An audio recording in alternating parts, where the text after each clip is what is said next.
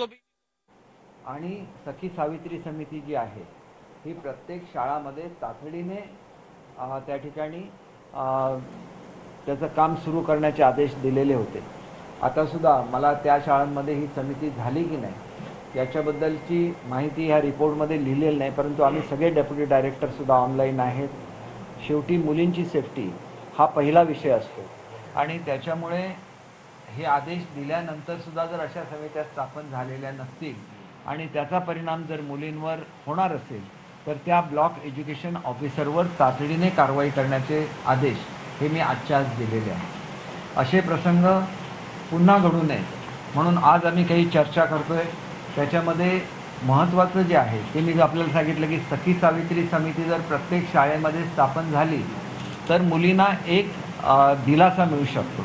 आपला जो POCSO act आहे या ॲक्टप्रमाणे एक ई बॉक्स नावाची संकल्पना आहे, परंतु ग्रामीण भागामध्ये किंवा लहान मुलांना ही ई बॉक्सची संकल्पना समजू शकत नाही. त्याच्यामुळे आम्ही ज्यावेळेला गृह खात्याचा राज्यमंत्री होतो त्यावेळेला एक काढला होता की प्रत्येक शाळा असेल, हॉस्टेल असेल, आश्रमशाळा असेल, इथे एक कंप्लेंट बॉक्स ठेवला पाहिजे आणि रोज तो बॉक्स उघडला गेला पाहिजे. त्याच्यामध्ये एक पोलीस प्रतिनिधी आणि शाळेचा मुख्याध्यापक यांनी त्या बॉक्समध्ये असलेली कंप्लेंट वाचली पाहिजे आणि त्याप्रमाणे त्याच्यावर कारवाई केली पाहिजे. तर त्या संदर्भात सुद्धा स्पष्ट सूचना आम्ही नवीन GR काढतो आणि हा बॉक्स कंपल्सरी आहे प्रत्येक शाळेमध्ये. मुलांना याची कल्पना दिली गेली पाहिजे आणि ह्या बॉक्समध्ये त्या चिठ्ठ्या टाकल्या गेल्या. आम्ही पुन्हा एकदा काढतो. गृह खात्याचं सर्क्युलर याचं आहेच, त्याच्यामुळे वेगळं सर्क्युलर काढण्याची आवश्यकता नाही. आम्ही आमचं सर्क्युलर आजच काढू. विशाखा समिती ही जशी ऑफिसेसमध्ये असते तशी आम्ही विशाखा समिती कंपल्सरी शाळेमध्ये करण्याचा आजच आमच्या बैठकीमध्ये निर्णय घेतलेला आहे.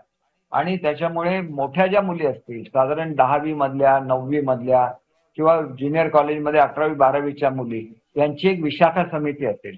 आणि कारण मुलं आपल्या टीचरला सांगताना सुद्धा घाबरतात, म्हणून आम्ही आजच निर्णय घेतला आहे की शाळांच्या स्तरावर सुद्धा विशाखा समिती घेण्याचा निर्णय घेतला. कारण अतिशय सिरियस प्रकरण आहे. अशी परिस्थिती दुसऱ्या कुठल्याही मुलीवर येता कामा नये. मला आज मुख्यमंत्री जवळजवळ 5-10 मिनिटं या संदर्भात माझ्याशी त्यांनी चर्चा केली. कारण अन्य ठिकाणी सुद्धा असे प्रकार घडतात, परंतु लहान मुलांच्या बाबतीत अधिक याच्यावर कारवाई झाली पाहिजे. आणि त्याच्यामुळे साधारण हा प्रकार घडला, मी जी काय आता माझ्या अहवाल प्राप्त झालाय त्याप्रमाणे 13 ते 16 ऑगस्टच्या दरम्यान हा प्रकार घडलेला होता. 18 तारीखला याची तक्रार पालकांनी केली. ही जवळजवळ 12 तासांनी त्याची दखल घेण्यात आलेली नव्हती आणि त्याच्यामुळे संबंधित खात्याच्या ज्या PI आहेत त्यांची सुद्धा गृहमंत्र्यांनी तातडीने तिथून बदली केलेली आहे. त्याच्यानंतर शाळेला आम्ही नोटीस बजावलेली आहे, कारण ही शाळेची जबाबदारी असते. त्याच्यामुळे शाळेला नोटीस बजावलेली आहे आणि शाळेच्या मुख्याध्यापिका अर्चना आठवले, तिथल्या क्लास टीचर दीपाली देशपांडे आणि तिथं असिस्टंट कामिनी गायकर आणि निर्मला भोरे यांना ताबडतोब निलंबित करण्यात आलेलं आहे. निलंबित करून सुद्धा शाळेची जबाबदारी कमी होत नाही, कारण आम्ही प्रत्येक शाळेमध्ये CCTV कंपल्सरी केलेले आहे. मुंबईचा पालकमंत्री बनल्यानंतर कॉर्पोरेशनचे आता CCTV म्हणजे मी सातत्याने फॉलोअप करून सगळ्या शाळांमध्ये CCTV बसवण्याची व्यवस्था केलेली आहे. त्याचं काम आता प्रगतीपथावर आहे. परंतु प्रायव्हेट शाळा त्यांना तर कंपल्सरी आहे, त्यांनी बसवलेले आणि इथं असं आढळून आलं की त्यांचा CCTV बंद होतो. त्याच्यामुळे CCTV नुसता बसवणं एवढ्या पुरतं भागणार नाही. CCTV बंद असेल तर त्याची रिस्पॉन्सिबिलिटी सुद्धा शाळेवर ठेवण्यात येईल, कारण मेंटेनन्स बघणं हे सुद्धा शाळेचं काम आहे. नुसताच दाखवायला मग CCTV बसवला आणि तो बंद पडला तर हा पर्पज सर्व होत नाही. त्याच्यामुळे त्याबद्दलचं आम्ही आजच वेगळं परिपत्रक काढतोय. आणि हा जो शिंदे अक्षय रामा शिंदे नावाचा जो गुन्हेगार आहे त्याच्यावर पोक्साच्या कलम 74, 75 आणि 76 याच्या खाली ह्या अक्षयवर गुन्हे दाखल केलेले आहेत.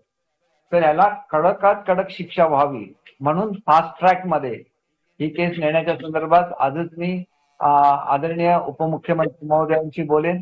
याच्यासाठी स्पेशल प्रॉसिक्युटर नेमायची आम्ही व्यवस्था करू आणि लवकरात लवकर मी ज्या मतदारसंघाचं प्रतिनिधित्व करतो तिथं अशी केस झाली होती, 15 दिवसामध्ये गुन्हेगाराला शिक्षा झाली.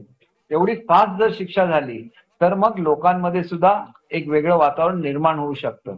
तर हे फास्ट ट्रॅकवर घेऊन 15 दिवस ते 1 महिन्यामध्ये ही जर त्या ठिकाणी कोर्टासमोर आणली तर कोर्ट सुद्धा पुरा, कारण अर्थात ह्याला एक लिमिट असं असतं की त्याच्यामध्ये काही टेस्ट असतील, काही रिपोर्ट्स घ्यायचे असतील तर त्याला काही कालावधी जाऊ शकतो.